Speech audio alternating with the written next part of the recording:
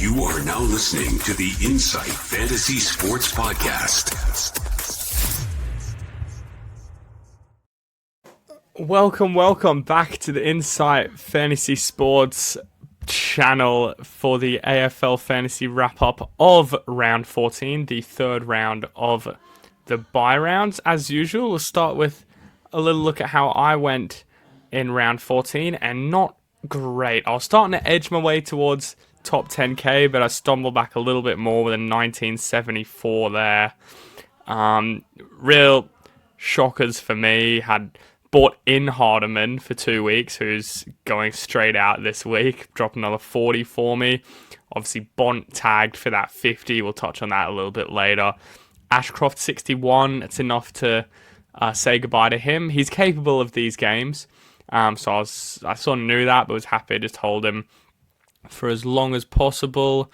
I suppose, a few of those mid-price sort of punts, your Sam Berries, your Shai Boltons you see there as well, are not quite getting it done. But on the flip side, we were forced into having ourselves a lovely Zach Johnson 104 and Tom McCarthy 101 on our field, which probably saved us from dropping a lot of ranks. But as usual, before we jump into the review of the games, let's take a look at what I'm trading at the minute. So obviously the big conversation for this week is around this man, Maximus Gawn, priced at 1.2 mil. I can't remember the last time we saw a player hit this sort of price at this time of the season. Obviously Smith's there as well at 1.2, which is absolutely bonkers. But on the buy this week, so helps people do a lot of trades, get that cash that allows you to make the trades you really want to make. At this stage, I'm holding him, which I wouldn't like to do, but I've been sort of pushed into it with the fact that I need Ashcroft gone, done his job. Rankin just hasn't kept that midfield role we thought we was going to keep, and obviously Hardiman down there as well, who's going to start going back the other way. Unfortunately for me, trading him in for a 33 and a 41, that's no good. But with that money, we're bringing in the Shees in defense. I had a feeling he'd have a change in fortune in his role, and he's shown he's back getting heaps of the footy. He's not stuck in that forward pocket he was before, and he's still down about 100k from what he started at, so he's still value. And 98 break even, he'll be going up. Had his buy, easy trade for me. McKercher, the other easy trade, he's got a roll back there now. 35 touches 2 weeks ago, and then we see that 27 last week with 24 kicks, even in the wet as well. That's what he's scoring. So he's a great little trading option there. And my final one, which is the interesting one, got ourselves a Luke Jackson, even with Darcy still rucking. The main thing for me is that he's playing in the midfield when he isn't, in the centre bounce as a ruckman. I can see him getting over 100 easily, I think. Dominates when he's there, and he's shown what he can do. Had his buy, and forwards are quite hard to come by. If we have a little squiz into the real high-priced forwards here, so we have obviously Kennedy, who I don't think's ever been this expensive, so I'm sort of warding off him until he comes down. I missed him when I traded in Bont, unfortunately, which not only has left about 130 points on the table, it's also that cash that Kennedy's generated and Bontempelli has lost out there. So real tough one from me, but we'll cover that further on in the episode as well. Myers still has a buy, also just doesn't have centre bounces, which kind of scares me, even though he's more than utilised. McRae coming back from injury was quite disappointing before his injury even as well. Look, of those, in his last, what do we have? 1, 2, 3, 4, 5, 6, 7, 8 games before he got injured. He only had one score over 100. And that was against, had West Coast in there. Port were pretty easy to score against. So, yeah, tough one for McRae, unfortunately. And Warner, I'm not too fussed on. Just he's one of those. He's not really fantasy relevant in my eyes. A better player in real life than he is in fantasy. He's never averaged above 95, I think. So there's other players I'm happy to hold on to instead of getting him. So Jackson comes in. Also means I'm holding on to Petrarca, who's been a bit of a cause for conversation, but I think he'll bounce back as well. Bolton stays in, which I don't love, but that Freo run, Bombers, Saints, Swans, I can afford to hold them over those buys just for those matchups. Anywho, I'll stop waffling on about my team and we'll have a look at the games from last week, as we always do, starting on Thursday night with the smashing that was St Kilda versus Western Bulldogs. Biggest thing to take out of it was this Bontempelli 50. Windhager just put him straight in the back pocket and did not let him anywhere near the footy, which might actually bring me to an early edition of our Hall of Lame, and I haven't done this before with it, but for the second time ever, Ross comes in for the second time in 3 weeks. So last time it was with his mouth, talking about the Gold Coast Suns Nepo baby whole incident, and now this week it's going to be because of his how do you say it, sort of negligence around tagging Windhager. So Windhager was on Bont all game. They were getting smashed out of the middle, out of clearance, just because they had one less number looking for the footy. And, that messes up with your whole sort of, midfield system. And they were just getting, out the middle, especially when there's Darcy up forward, which we'll talk about as well.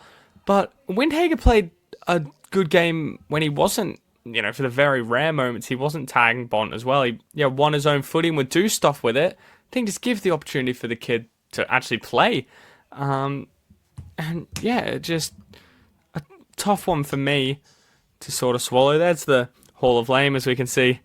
He was smiling in the first photo. He's actually laughing at me now with his stuff. So, we've got it there. A few, one of my favourites. That 77.2 metre, 50 metre free kick. We've got May shouting at his captain and teammate. McStay burning two of his teammates for a handball and kicking it behind. There's a few ones in there. We've got a few teams as well. Carlton, Hawthorn, Essendon and Sydney, as well as myself as well. So that's a little early edition of that. But I just think Windhager needed to be used in a different spot when Ross saw what he was doing with it wasn't working. It doesn't matter if you... they're not playing for percentage. Doesn't matter if you lose by, 1 or by 100. I think just give him, the chance to play. And I think he'll bring in some younger players going forward, I hope, just with how their aging list is playing. Anyway, on a higher note, Marshall is someone I would highly encourage people to jump onto if they want to go off Gawn.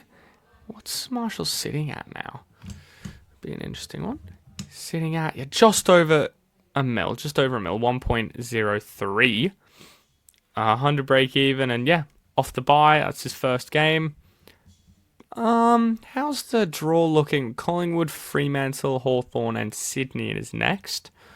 So not a hard one, but not an easy one either, which is more than you can say about Max's run, which is the main reason to be trading him out. Witts, who's kept pretty much everyone except Jackson under 100. Riley O'Brien, who's the third hardest ruckman to score against, and then Jerry in the second. So there's the next three, and there's nothing to say you can't jump back on him afterwards. But I don't think I have the capacity to do it personally. Marshall, good pick. Now Nazire Wanganeen Millerer as well. And I was hearing Selby talk about it on the Moreira's Magic podcast today. He just makes everyone else look like they're playing in slow motion, and he's just bursting around. And we love nothing more than him like looking behind him to see where an opponent is, and then saying, "Oh, I'll be able to outrun this guy," and then just keep going forward. You can tell Saints are always looking to get the ball in his hand, so he's real relevant. He'll be a top 6. I've said it all season, and he's there. Bailey Dale's an interesting one, since his scoring is just so rocks and diamonds, and I think people tend to forget that with the form that he's in now. Yeah, it's just, even since the start of the season, he's had 160, 263, 60s, 460s, which obviously isn't what you want from your sort of premium buys, but in that he's also had, 127, 154, a couple 112s, and just as far as the eye test goes with him, he'll get that kick out, there's a kick, kick someone, run past, get the ball again, kick again, and he'll get a few of those in a quarter, and that's almost his points just away from getting the ball off halfback in his scoring. So, he's passed the eye test. It could have been one I got instead of Bontempelli, but I didn't get him for that reason on his consistency. But another big game for him, and also St Kilda love their halfback scoring, so that was a good one for him. I suppose we'll touch on Kennedy. Like I said, he just keeps on doing it, and he looks fantasy relevant as well. He has that inside and outside mix, which you love to see in a fantasy scorer. So he's looking like he's going to be a top 6 forward. I'm just going to wait for him to come a bit down before I get him.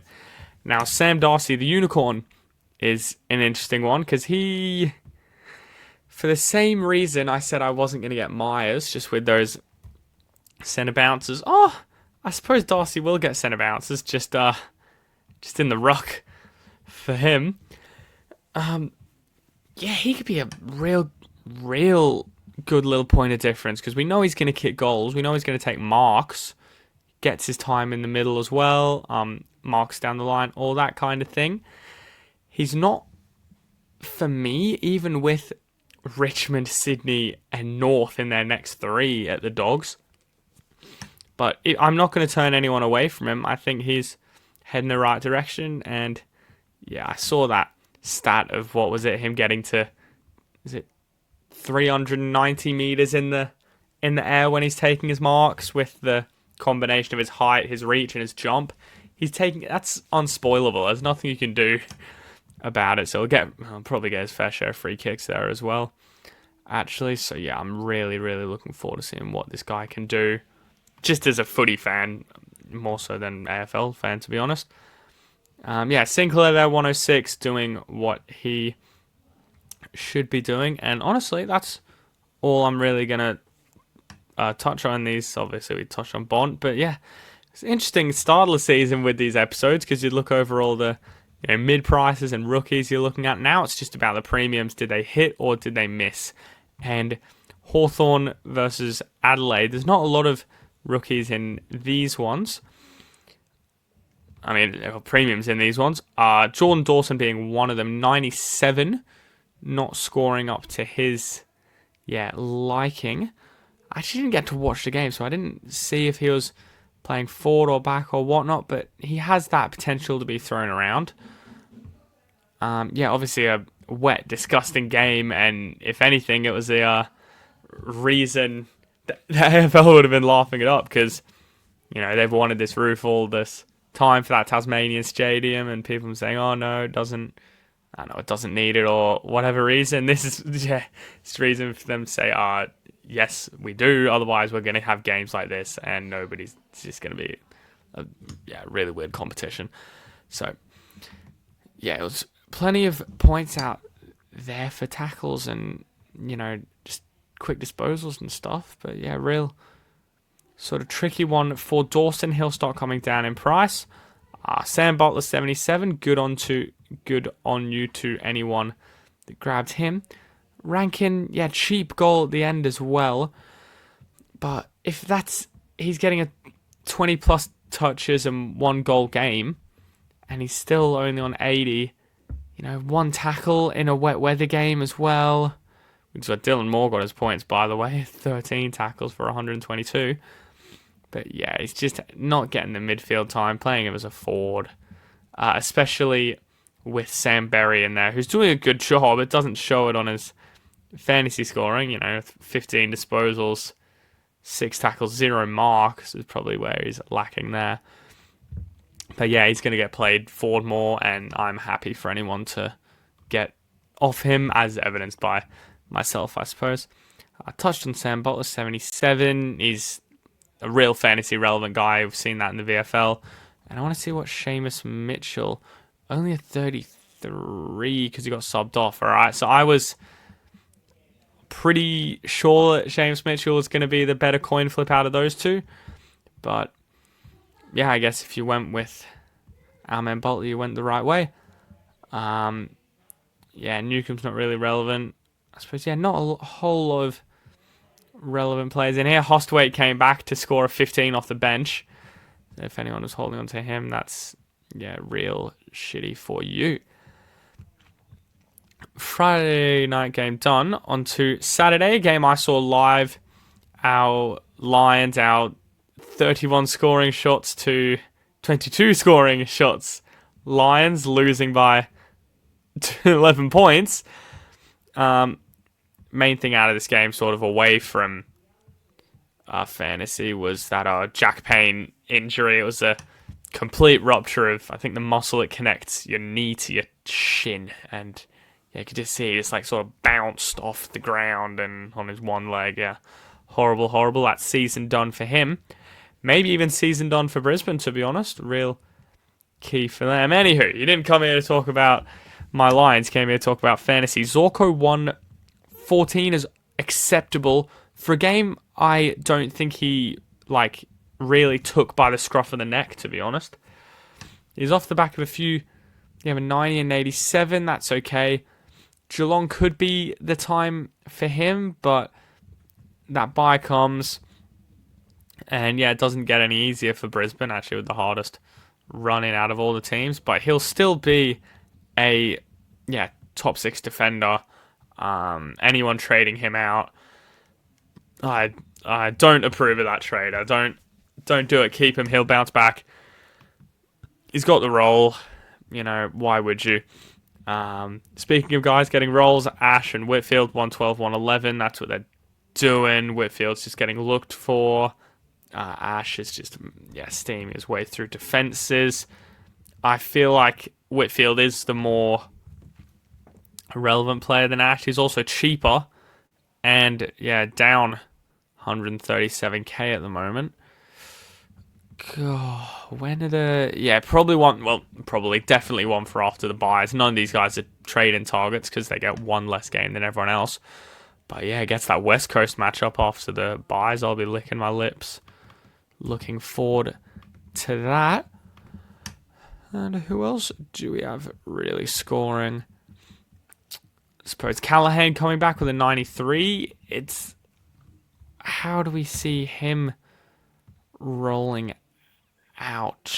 Yeah, after the bye, he's already at 964k. He's too expensive to jump on his Finn Callahan. Few not really relevant players. Tom Green, 78. I don't know what's going on with Tom, to be honest, because I don't think there was ever a point so far this season where I said he wasn't going to be a top 8 mid. I'm really starting to change my mind on that. He doesn't have that presence, that sort of ball-winning strength that he's had in previous seasons. So I'm happy to keep watching him go down, and I don't know if he's one I'll even pick up. To be fair, maybe for the West Coast matchup. Yeah, but I'm happy to wait and watch on Tom. Yeah, rough run for him. Harry Roston, 75. Still got subbed off. Delano got subbed off. Still, low time on ground. I still think with this sort of fleet of GWS rookies. I see a lot of people jumping on him. I still, flag that time on ground. And, it still has a bye to go. I'm not completely sold on Roaston. I feel there's too much of a sub risk with him as well. Will Ashcroft 61, you can trade him out if you've got enough numbers for this week, and then it's just one less player you need to trade out next week when they're on the bye. I'm happy to, if you go early on him, that's a tick. And last really one I want to touch on, other than Fonte, who a few people had, gets an 18, which is just a rookie score. Lohman was the sub, and why you can't really rely on these small forwards for your cash generating like that. And also Levi Ashcroft 39. I think that's his lowest score of the season, and I think his sort of magic is starting to wear off as well. Look at that, 113 break even. It's his lowest score for the season. And damn, his rising star might even be in trouble as well if he's going to keep pumping out ones like this. He's been sub a few times. Not good for Levi. And we'll jump on the next Saturday game. We'll zoom on through. I'm off to watch State of Origin after this, so it fits in nicely there. Go Maroons to anyone watching, of course. Don't know if they'll be winning it. Anyway, Bailey Smith 136 or 41 touches. He just keeps on doing it, doesn't he? Should be even against Brisbane this week. There's no reason you can't put the VC or the captaincy on him, I don't think. Holmes 131. It's scary how well he's doing, because what are his last score? His last few scores have been crazy. 117, 108, 146, and 131. I think teams are going to start putting attention into him because he just has that impact that I don't think that Bailey Smith does have. He just, won't. Everything he does, that speed, his run, driving the ball forward, is a worry. So if you don't have him, well, firstly, what are you doing? And secondly, maybe wait till after the bye on him. Myers 112, which it's a game against Essendon for a forward. So well done to anyone that did jump on him and weren't as scared as I was. He's getting up to the million mark now. And his average over his last, since his concussion, after he dropped a 16 or 43, got real cheap. People picked him up, he'd be averaging easily over 100. So well done to anyone that does have the likes of Ryan in there. Tom Stewart 110 as well.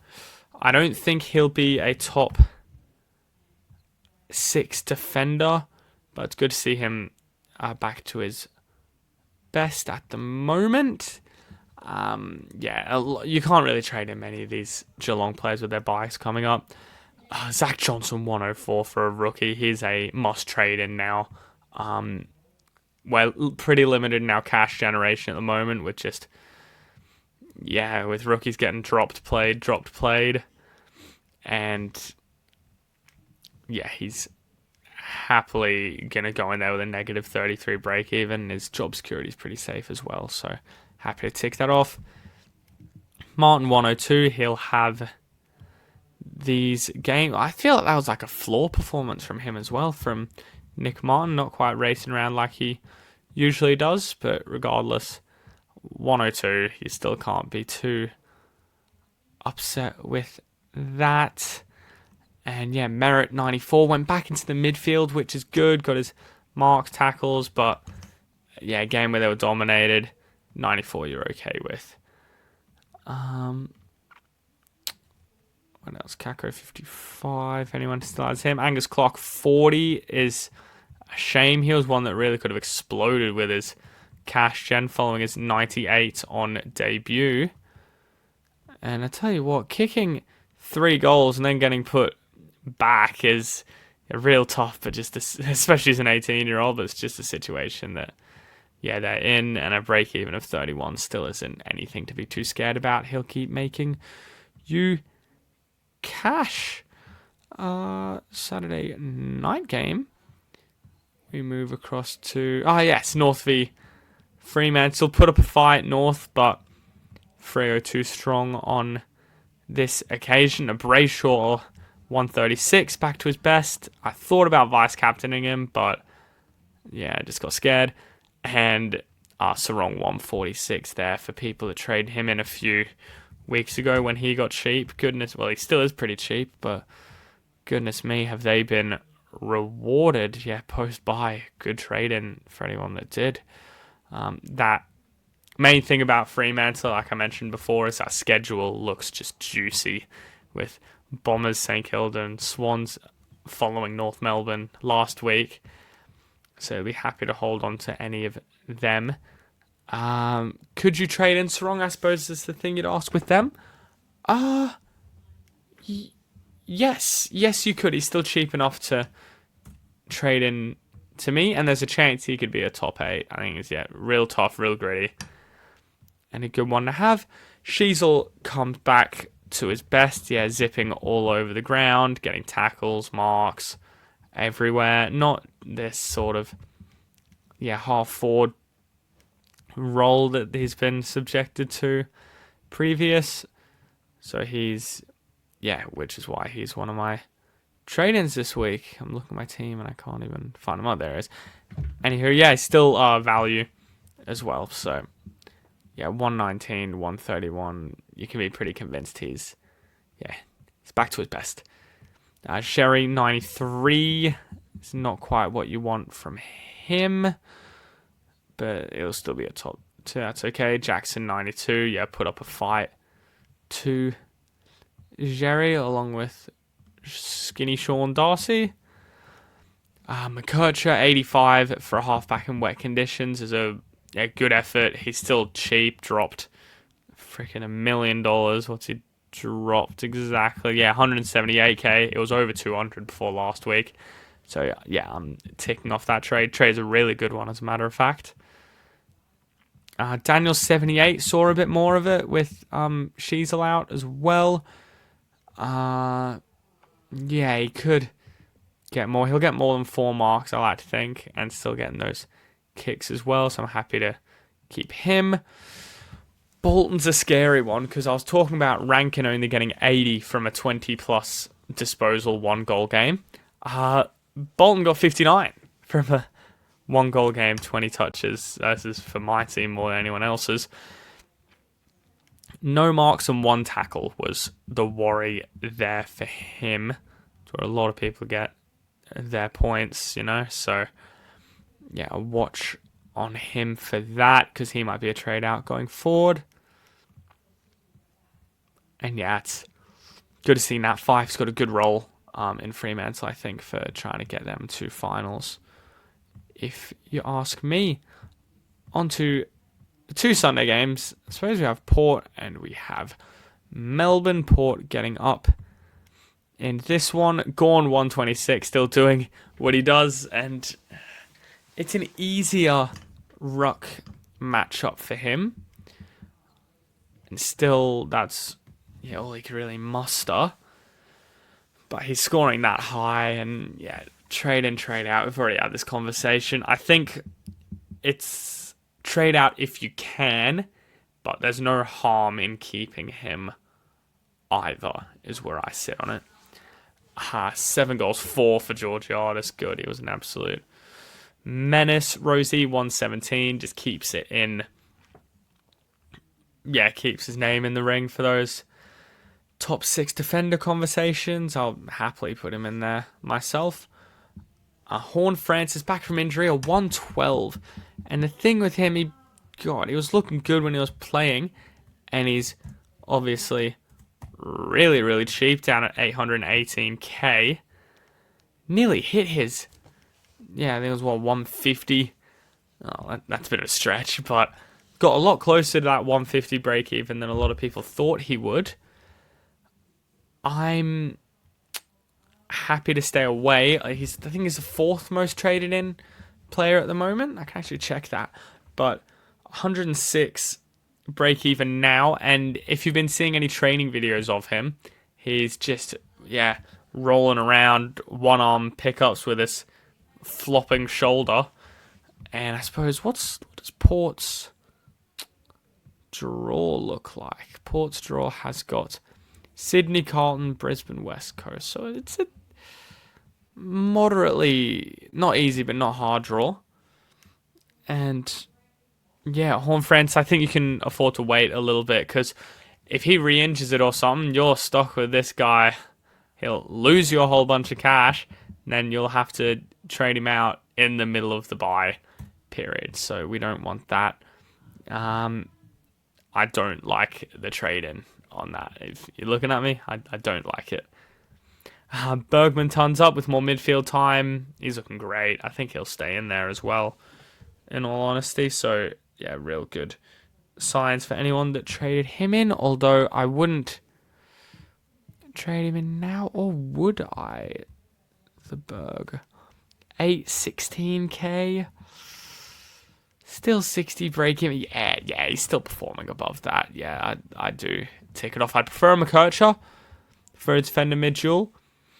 But, if your heart's telling you Bergman, I'm not going to stop you. Yeah, top 3 most traded in, McCarthy and Johnson for their rookie. Sort of, just throwing in a fun fact. For their rookie performances, Roaston's in there as well at 4. And then Horn-Francis and Darcy, number 3 and number 5. Trade out to Levi, which I wholeheartedly agree with. Rankin's out for me, yes. Gawn as well, don't mind it. Petrarca out, the 4th most traded out at the minute, which I think he'll bounce back. So I think that's a premium you want to keep. And Boxall is in there from St Kilda as well. Although I wouldn't rule out him getting a game the way that they're playing, to be honest. Yeah. Butters 97, he's got real cheap, and this is what he'll keep on sort of doing. 104 break even. Yeah, it's a tick from me. 900k for Zach Butters is you can't argue with that. He's their number 1 man in there. I suppose going to Petrarca 81. Yeah, just not getting enough. This was a quiet game for him though. This is the first time he's gone under 20 disposals that I can remember. So yeah, keep that on your mind with him. Still got 3 marks. Still got 7 tackles. He's there, but if that turns into, if he has 4 more kicks and a mark and a goal, that changes the score up to what? 12, 18? Yeah, 105 almost, and no one would be talking about him with that. So, track, you can stay on track with track. That's my little magical phrase for the day, on track with track. Langford with a 50, I wanted to have a look at because he's going to be another reason our cash gen stalls, because he'll have to be a trade out now. He's topped out at 607k. Yeah, 36, 55, and 50 in his last 3. They're on the buy now, so he is a must trade out, I will say. Same with Xavier Lindsay, who I got rid of, I think, last week or the week before with the buy coming up. And yeah, he's down to 540k as well, and he's going to keep going even lower, my goodness. Hugh Jackson sub is 15 as well, which sucks for anyone. I was actually eating sushi with my girlfriend when I saw the Hugh Jackson sub, because I was on him instead of my Lord and Savior, the mighty man, Tom McCarthy, on debut, 101. I think it's the most disposals on a debut out of anyone in West Coast history, or some stat like that.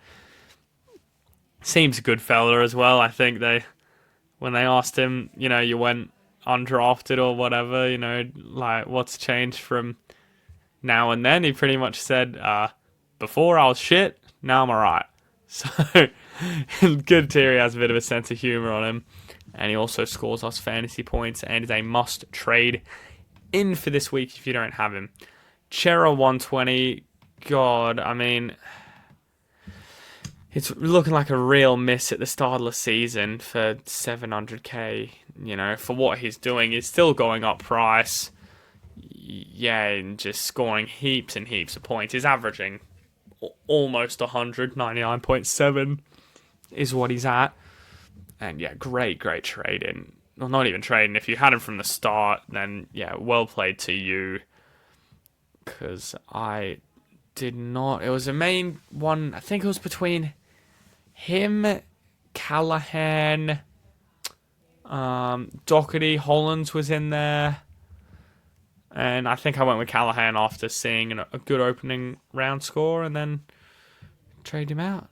Just like Lockie Ash. But anyway. Oh, God. Nightmares. Yeah, Dwar, he scores points, sometimes doesn't. He might get that roll over Marek, but I'm not too confident. And how much is it for Dwar even? Is 464. Shit, that's actually a good price. Neg 14 break even. Nah, you want to be going with your rookies before you go him, your real basement price, guys. And not a lot. Yeah, Doherty 71, but he didn't score massive, but the role is there from him, which is demonstrated, yeah, last week as well when he scored that nice little score of, 112. Still got North next week, Carlton. And yeah, it would have been a really good team to jump on after their bye. I mean, Essendon, West Coast, North. Wow, good run. Good run. He'll still go up in price, 800k. Hold him if you have him, maybe don't buy. I think there are other. I'd still put a Mills, who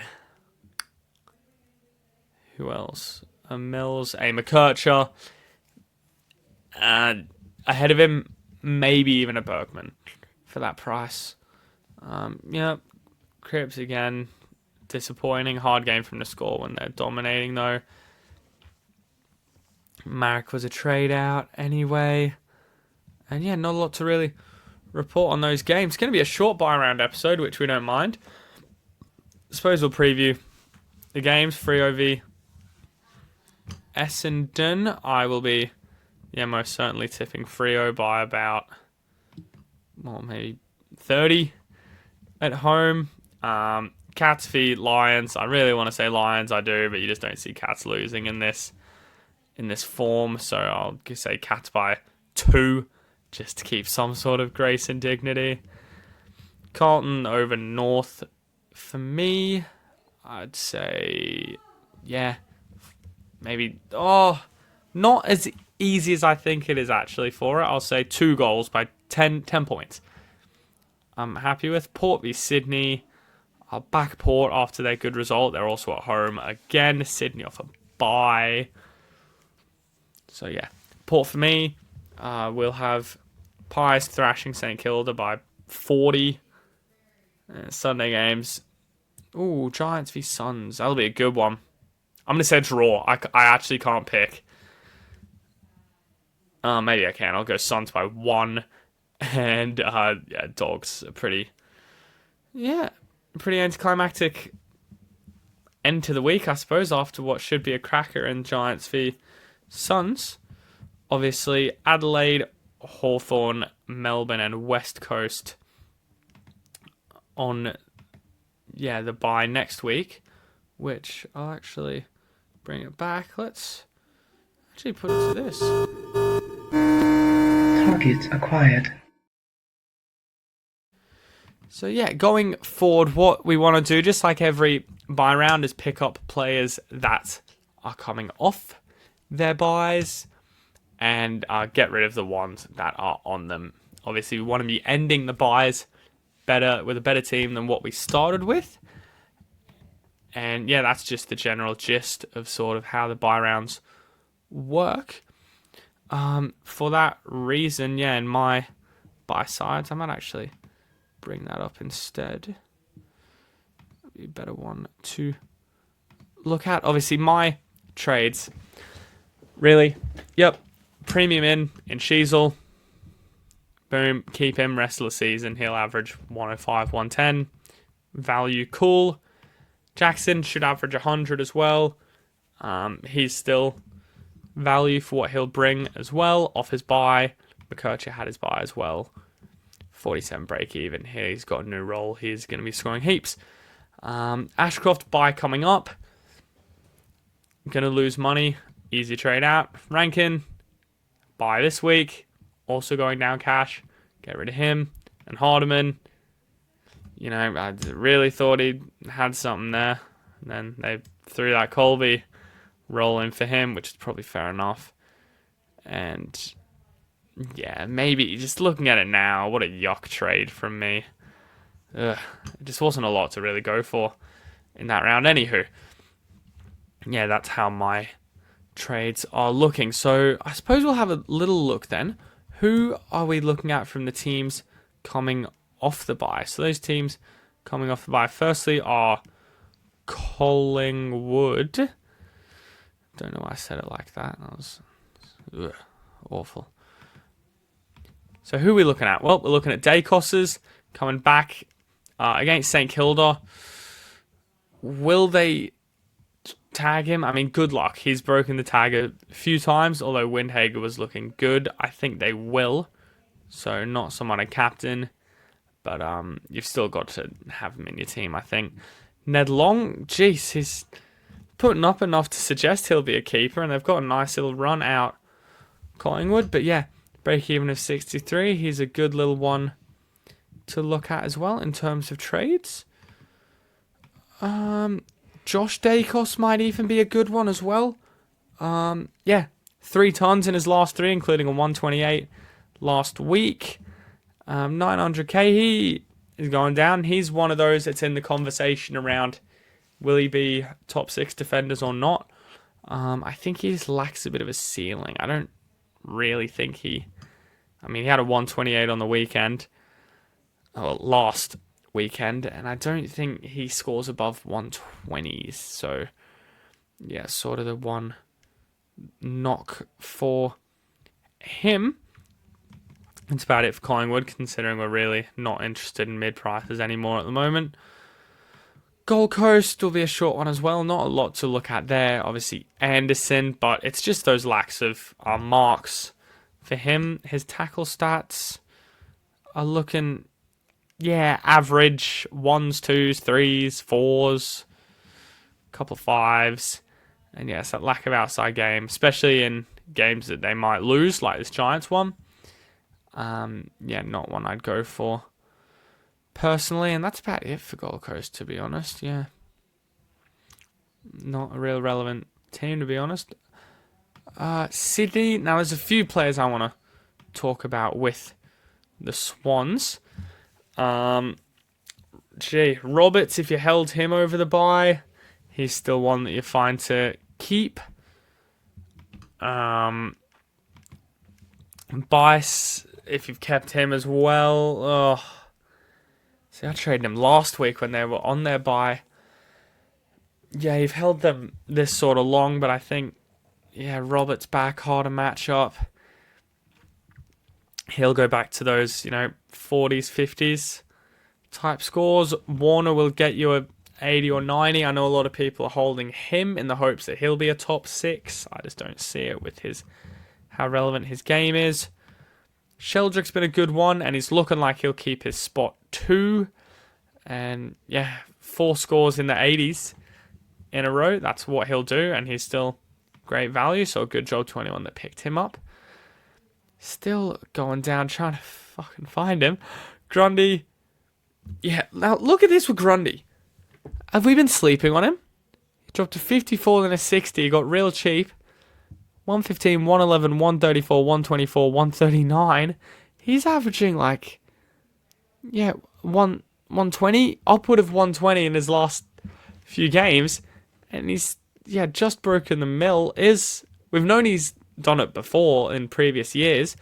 Could he be back off a bye, getting rid of Gawn, most people? If you want to trade him out and get him to get him to a Marshall, or you could go a Grundy. I'm happy to put a tick on that if you want to be brave. And speaking of brave, the last guy I want to touch on is Cal Mills. Break even is 66. He was in everyone's teams at the start of the year. God, I might even be brave and No, I can't go him instead of McKercher. I'll get left behind because McKercher's going to go well. But if you have got McKercher, this guy could be a great purchase because he's got that history. He's got the role. Injury cloud is a small one, but, there was an injury cloud over, Chera for the start of the season, and look what he's done. So, yeah, he's not injured. He's moving fine, and the eye test he had was fantastic. Picking it up through halfback with marks. I think he got a few tackles in there. Yeah, he did. Playing midfield time, and that was only his 110 was for 25 touches, and we know this guy can rack up disposals like not a lot can. So yeah, I'd really want to do this move into Mills, but I just can't bring myself to do it over McKercher. Although if I see this week that McKercher drops us 50 and Mills gets a 120, I'm going to be very, very upset with myself. But yeah, I just want to give a shout out to Mills because he's looking like a great trade. And yeah, lastly, really, Richmond, there's not a lot to really look out from them, to be honest. Cool.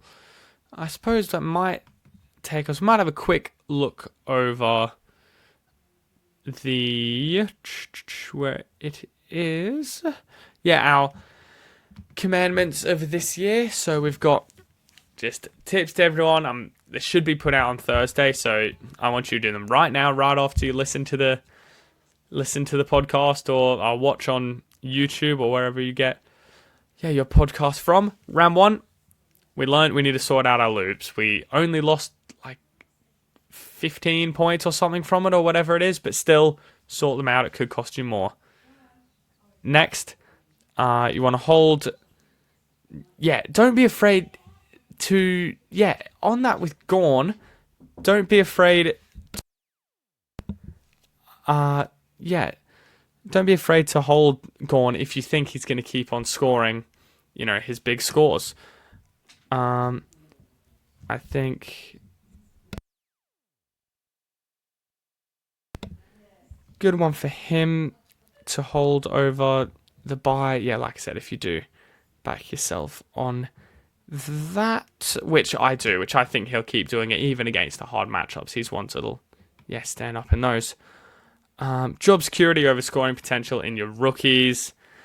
Just on that scoring potential, that's what drove me into Hardeman. But yeah, with McKercher getting given a new role, that's another thing over, your Bergmans, I suppose maybe Mills, will that come under job security? I don't know. But for your trade-ins, just want to keep an eye on. Have a reason for your captaincy. Do your research. Look at who you want to go. Keeping and fielding players for no real reason. Who would that go for? I might even apply to Gawn, to be honest. I'm trying to remember what happened in round 5 when I wrote this. Keep or field. Oh, that was when I played just DeConnick, even though he was playing fullback over someone that cost cheaper than him. Yeah, if you have the ability to put a, Johnson, a Clark, maybe not Clark, but more a Johnson or a high-scoring rookie on field over maybe a more expensive player that you don't think will score as well, like a Bolton, for instance. In my case, don't be afraid to do it if you think that's what they're going to do. Short-term injury rookies, yeah, we haven't done that.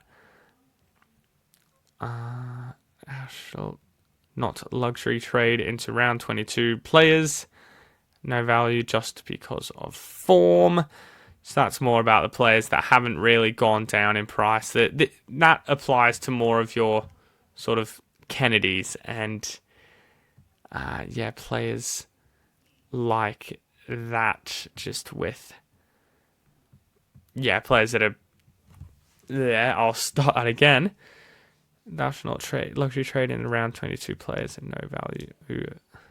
Rolling 22 players, at no value because of form. So make sure they've dropped a bit of cash and you're not jumping on someone just for the sake of it. You still want to be looking at value. There's still a lot of rounds left to really make those luxury trades towards but the end. But this is what will allow you to do it. Guarantee a positional depth as well, which I have not done, considering I have a defender on the bench and I'm missing one midfielder, which is one forward, which is really bugging me. Part of the reason I bought in Jackson, and I don't know how I'm going to change that, to be honest. That's me not taking my own advice. But yeah, tough slog for that. Do better than me. And I'm trading in players just due to their name. So who's coming off a buy that you might trade in for their name? I don't know, if you don't have Dacos or, I don't know, Mills or something. Just have a reason for trading in, the guys that you want. It's not, a real difficult one on that. And I think that covers just about everything, to be honest. So, thanks for tuning in to another one. I hope you enjoyed the pod. If you did, leave a like. I'll be keeping these going weekly. In terms of a watch along for the week, which we love to do, Thursday nights off, Fridays off, might even be a Sunday. Wouldn't that Giants v Gold Coast game be a good one to cover? I might do that because that's sure to be a cracker, hopefully. So, I'll tweet about that on my Twitter, which is obviously down there, at BK_IFS. And, until the next episode, subscribe to the Insight Fantasy Sports channel. If you're on Spotify, Insight AFL Fantasies, where you find me there. If you want to be listening on Spotify rather than watching on YouTube, I know I'm one of those people. And, that just about covers it. Thanks, guys.